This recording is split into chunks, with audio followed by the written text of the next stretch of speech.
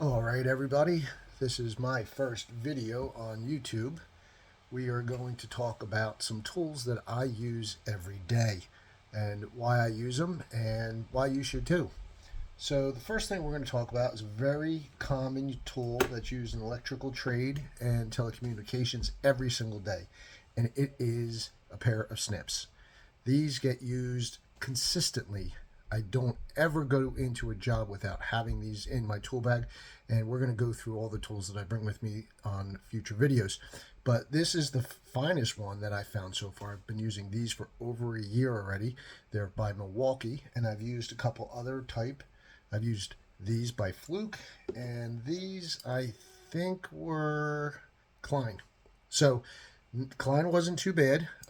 As you could see, after a while, the handle gets used and abused. I've abused these. The right here at the pivot point where the screw is, that gets loose and you constantly have to tighten it after a while. These weren't used much at all. These were the ones by Fluke. They're already loose and they haven't been used that much. And the big thing is, as you can see between these two models, where the fingers go, these are much smaller. So you're probably not going to have an easy time with these. These are just for two fingers.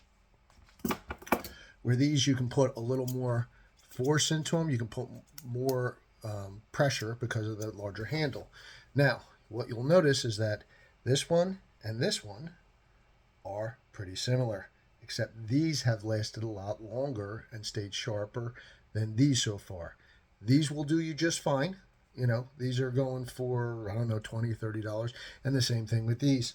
And I will include a link, which I may get a commission for if you do click on the link and purchase them. See, they're still tight. I have not had to, I don't know if I just got lucky, but I've not had to tighten these yet, and they're very sharp. Now, what we use these for consistently is if you're doing a telecommunication job and you want to cut the cable, you want it to be quick and precise. You also, some people will use these for stripping. They'll score it and bend it, and there you go. Here's your pairs. This is a Cat 6 cable, right?